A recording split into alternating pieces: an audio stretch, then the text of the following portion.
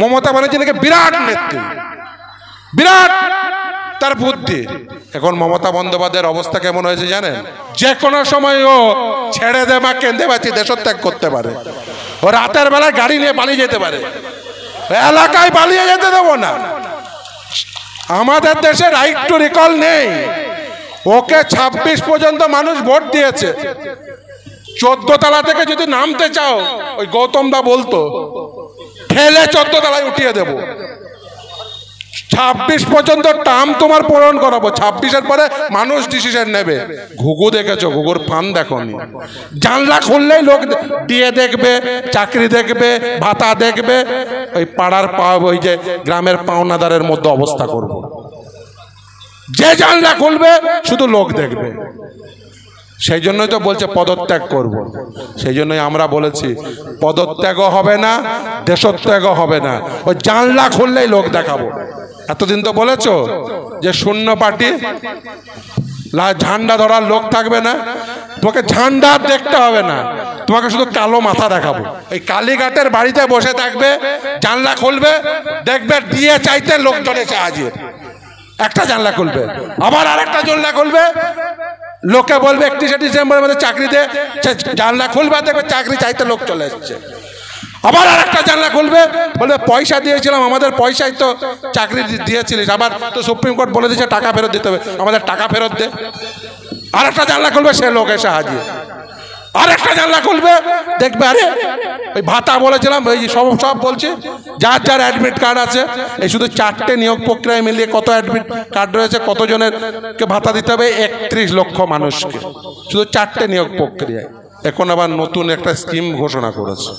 আমি এই অঞ্চলের সমস্ত বেকার ছেলে মেয়েদের বলবো, আপনারা নিশ্চিতভাবেই চাকরির পরীক্ষা দেন, সব অ্যাডমিট কার্ড ভালো করে রেখে দিন। আমি আগেও বলেছি, ও মুখ থেকে বের করেছে ভাতা, আমরা ভাতা বের করেই ছাড়বো। ভাতা যখন বলেছো, ও ভাতা তোমাকে দিয়ে যেতে হবে। ও বলেছে দেখবেন এর মাঝে একদিন যে আমি পদত্যাগ চাইলে পদত্যাগ করে দেব। আমি দেখেন বলেছি পদত্যাগও করতে দেব না। আর আমি এখন ওই কালীঘাট অঞ্চলে ছেলেদের, ওই পার্টির ছেলেদের বলেছি রাত্রিবেলায় মাঝে মাঝে টহল দেবে। কেন টহল দিতে বলেছি? তার কারণ যে কোনো সময় ও ছেড়ে দে বা কেঁদে বাঁচি দেশত্যাগ করতে পারে। ও রাতের বেলায় গাড়ি নিয়ে পালিয়ে যেতে পারে, এলাকায় পালিয়ে যেতে দেবো না।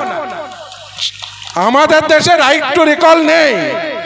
ওকে 26 পর্যন্ত মানুষ ভোট দিয়েছে। 14 তলা থেকে যদি নামতে চাও, ওই গৌতম দা বলতো ঠেলে 14 তলায় উঠিয়ে দেব।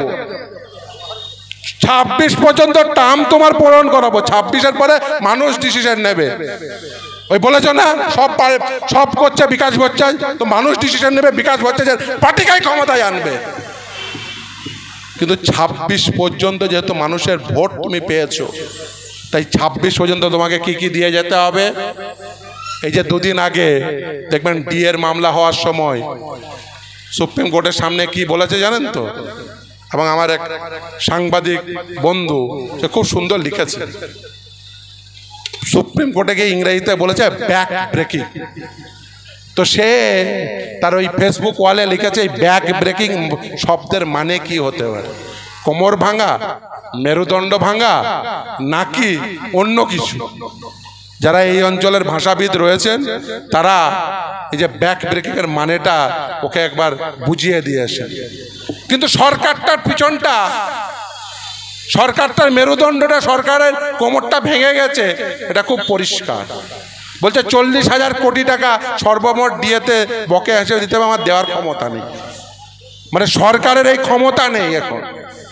তাহলে সরকারটাকে অক্ষম বানিয়েছে। তাহলে অক্ষম সরকার ভাতা দেবে কি করে? বলছে যে যারা যারা আমাকে টাকা দিয়েছে তাদের প্রত্যেকে ভাতা দেবো, তোমাকে ছাড়বো। আমরা বলেছি যাদের যাদের যদি ভাতা দিতে হয় প্রতিটি যোগ্য ছেলে মেয়েকে ভাতা দিতে হবে। যাদের যাদের অ্যাডমিট কার্ড রয়েছে তারা প্রত্যেকেই যোগ্য। এই যে ধর্মঘট ডাকা হয়েছে, শ্রমিকের অধিকার বলা হচ্ছে, সেও তো শ্রম দান করতে চেয়েছিল, সেও তো যোগ্য, সেও তো চাকরি চেয়েছে, সেও তো বঞ্চিত। ও তোমাকে যারা টাকা দিয়েছে তা শুধুমাত্র তারাই বঞ্চিত, তাদেরকে টাকা দেবে, ও জিনিস হতে দেব না। ভাতা যখন মুখ থেকে বের করেছো, ও যেখান থেকে পারবো ওই ভাতা যার পেটে ভরা আছে সেখান থেকে টেনে বের করে নিয়ে আসবো। ভাতাও লাগবে, ডিএও লাগবে, আর 31শে ডিসেম্বরের মধ্যে নতুন সিলেকশন প্রসেসের বিজ্ঞপ্তি দিয়ে চাকরিও লাগবে। আর সবগুলো তোমাকে আমরা কড়াই গুন্ডায় 1, 2, 3 করে বুঝে নেব। এখন মমতা বন্দ্যোপাধ্যায়ের অবস্থা কেমন হয়েছে জানেন? দেখবেন গ্রামে কিছু লোক হয়, তারা কি করে বলুন তো? প্রচুর ধার দেনা করে। আর ধার দেনা করার পরে কি করে বলুন তো? তারা চুপচাপ বাড়ির ভিতরে চুপচাপ বসে থাকে। আর যেই পাওনাদার ডাকতে আসে তখন কি বলে? এই বলে দে বাড়িতে নেই, বলে তো, বলে দে বাড়িতে নেই। তো মমতা ব্যানার্জির অবস্থা তাই করব। এই কালীঘাটের বাড়িতে বসে থাকবে, জানলা খুলবে, দেখবে দিয়ে চাইতে লোকজন এসে হাজির। একটা জানলা খুলবে, আবার আরেকটা জানলা খুলবে, লোকে বলবে 31শে ডিসেম্বরের মধ্যে চাকরি দে, জানলা খুলবে, দেখবে চাকরি চাইতে লোক চলে এসছে। আবার আরেকটা জানলা খুলবে, বলবে পয়সা দিয়েছিলাম, আমাদের পয়সায় তো চাকরি দিয়েছিলিস, আবার তো সুপ্রিম কোর্ট বলে দিয়েছে টাকা ফেরত দিতে হবে, আমাদের টাকা ফেরত দে। আরেকটা জানলা খুলবে, সে লোক এসে হাজির। আরেকটা জানলা খুলবে, দেখবে আরে ওই ভাতা বলেছিলাম, ওই সব বলছে যার যার অ্যাডমিট কার্ড আছে, এই শুধু 4টে নিয়োগ প্রক্রিয়ায় মিলিয়ে কত অ্যাডমিট কার্ড রয়েছে, কতজনের কে ভাতা দিতে হবে? 31 লক্ষ মানুষকে, শুধু 4টে নিয়োগ প্রক্রিয়ায়। ঘুঘু দেখেছো? ঘুঘুর ফান দেখোনি? জানলা খুললেই লোক দিয়ে দেখবে, চাকরি দেখবে, ভাতা দেখবে। ওই পাড়ার ওই যে গ্রামের পাওনাদারের মধ্যে অবস্থা করব। যে জানলা খুলবে শুধু লোক দেখবে। সেই জন্যই তো বলছে পদত্যাগ করব।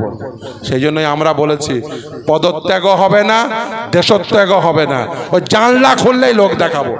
এতদিন তো বলেছো যে শূন্য পার্টি, ঝান্ডা ধরার লোক থাকবে না, তোমাকে ঝান্ডা দেখতে হবে না, তোমাকে শুধু কালো মাথা দেখাবো। এই যখন দেখছো, এই যে বিকাশ ভবনে মাথা দেখছো, এখন এ তো যোগ্যদের মাথা দেখছো, যারা নিজেদের যোগ্য বলছে, যাদের লিস্ট জমা দিতে পারেন।